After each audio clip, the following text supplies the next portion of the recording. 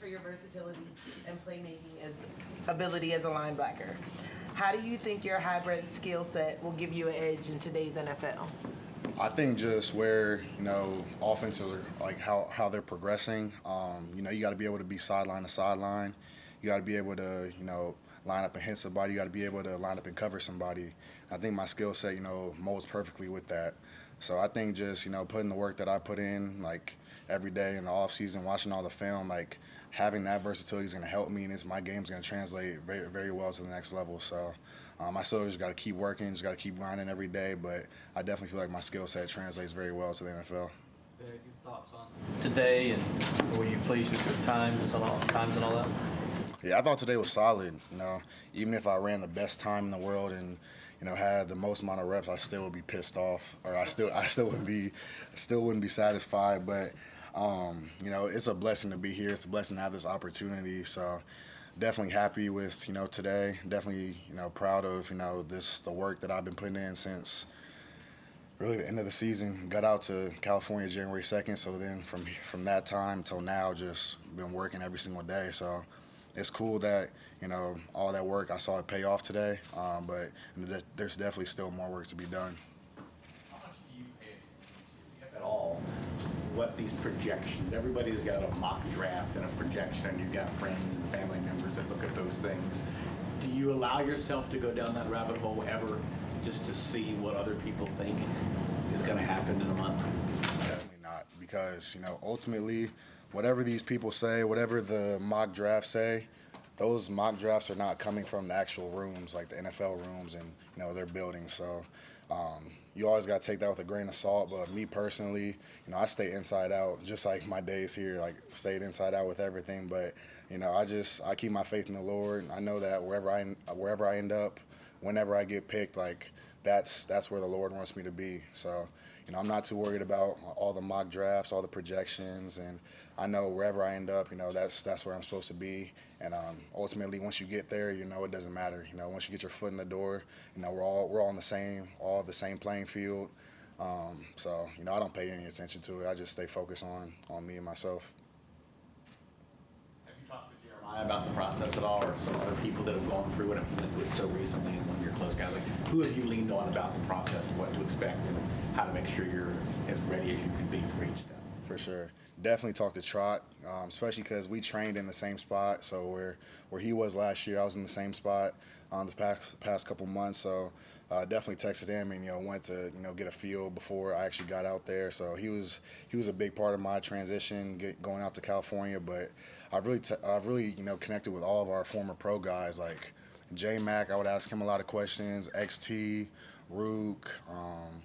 Just guys who played here in the past. I would just try to pick their brains and try to get just a hint of what to expect before I actually got thrown into it. So I would say Trout was probably the main one that I leaned on for advice and pointers of how to approach things.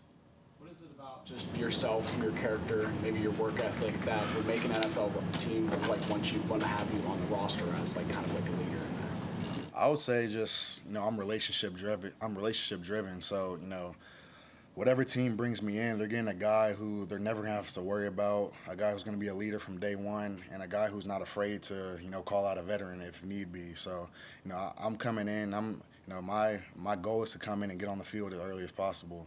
And, it's a business at that level, and, I'm just ready to come in and just show that I can provide value to the team as early as possible. So, any team that drafts me, they're getting a guy who's going to add value from day one, like a natural day one leader. Someone who's not afraid to call anybody out. If I see something wrong, I'm going to call it out. And someone who's a winner. I've been a winner my whole life, and I don't plan on stopping that anytime soon. So that's just what a hint of what teams will get if they draft me. Barrett, how does your game translate to the NFL best? Yeah, like I said, just offenses, they like to do a lot of stuff sideline to sideline. They like to, stretch you out defensively and try to hit you on the outside, hit you on the inside, hit you with shots and everything. And I just feel like my skill set translates perfectly because I can run, I can chase things down, I have the physicality to stop inside runs, and I have the versatility and the athletic ability to cover. So definitely still have a lot of work to do, but I think my game translates perfectly. And whatever team gets me, they're going to get a guy who can line up at different spots and play ball at a high level. So I think it translates perfectly to the NFL.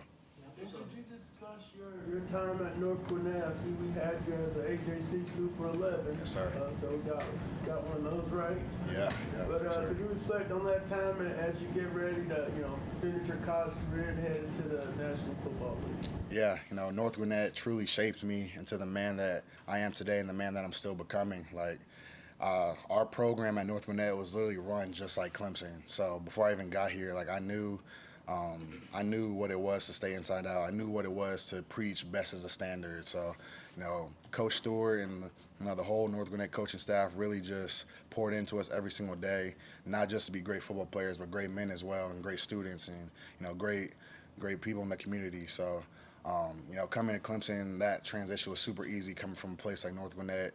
And I know just all my success is going to be a testament to my days there. So I'm forever in debt to North Gwinnett. What position, when you talk to the scouts and the GMs, what did they talk to you about? Playing an inside backer, or are you going to be an outside backer? What do they say to you? I've heard different things. So I've heard inside, I've heard outside. I've heard like playing dime in some packages. I've heard a whole bunch of things. So depending on the team and what they need, it just depends. But I've heard a whole bunch of things, and they think that with my intelligence, I can come in and learn different spots and play at different spots in their defense. So, but yeah, I've learned different. They've been telling me different positions. How many teams have you talked to, you would think? Oh man, I would say I think about 27, 28. So almost all the teams and all those meetings have gone great. Any more than the others? Couple, yeah. I'm not gonna disclose which, but yeah, I've definitely met with some teams more than others. What information did Rook pass along to you for this process? Yeah, the big thing for me that I was curious about was the meetings with teams and how those go. And he preached to me that like each team is different, and each team has a different way that they want to go about their meetings. And some teams want to grill you, some teams want to ask you questions about yourself and figure out who you are, and some teams want to put you on the board and see if you know ball. So I talked to Rook about that and saw what he had to say, and he gave me nothing but good advice, and he really helped me, getting like a jump start of going into those meetings and knowing what to expect. You didn't run the 40 at the NFL Combine. Why didn't you want to do that? And were you kind of satisfied with your time today? Or was it kind of in that area where you kind of expected to? Yeah, so I just talked to my agent, and it was something that he decided to just save it for pro day. And after hearing what I ran today, like I'm good with that. At the end of the day, I'm a football player, so I mean the tape speaks for itself. But I think I can move pretty well, and turn on the film, you can see my speed. But I'm definitely happy with what I ran today, and kind of glad I never have to run a 40 again. But yeah, I'm happy with what I ran today. What was your unofficial 40 time? I've heard 4.5s, I heard 4.6s, and so I've heard just in that range. So in between that. Former Clemson players were here in attendance, including LaVon Kirkland, and you talked about talking to Jeremiah Trotter Jr. I mean, what's it feel like knowing you're kind of the next man up, one of the skill positions that had storied careers in the NFL? What's it feel like knowing you're in that next batch, that next group who gets to move on to that next level? Yeah, it kind of makes me feel old, to be honest. Like seeing, just coming back to the guys, and I feel like I'm a freshman again, and I'm seeing like Balin and Jamie come back for their pro day, and they seem so old at that time, and now that I'm in their position, it's pretty surreal. So, but I think just having the culture that we have here at Clemson, like when you have got former players show up and support us, like I think that's just a testament to the culture that Coach Sweeney's built and that Clemson will continue to build. But it's special when you walk around and you see LaVon Kirkland, you see Jeff Davis, you see C.J. Spiller, like all around the building. You see Nick Eason, like guys like that. The list goes on, but it's a testament to the culture we have here. Just guys want to come back to Clemson. They want to come back and pour into the younger generation. So, who knows? Maybe I'll be one of those guys in the future. But it's definitely special to see the culture that Coach Sweeney's built with the former players coming back. You say you feel old. Is it Kind of surreal that you're here at this point. This is something you've been working for your entire life, and you're right on the doorstep of it. Absolutely. Like my freshman year, I remember I watched Pro Day. It was my first time even like hearing about what a Pro Day even is, and now the fact that I'm competing or that I competed in the Pro Day, like it's so surreal, like to say the least. And I've been working towards this my whole life, and the fact that like my dreams are right in front of me, it's like it's special. So I mean, I'm still running, I'm still chasing my dreams, but the fact that I just finished my Pro Day and I finished the combine, and now the draft is coming up soon, and you know visits lined up in between, like it's so crazy. But I just got to keep praying, just keep working, and you know just stay who I am throughout the whole process. And you know I know God's not gonna lead me in the wrong direction, but you know it's surreal to say the least. The last one here for Barrett.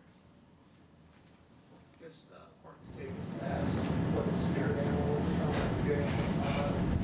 What was your spirit animal? I would say my spirit animal is, I'll say a bear.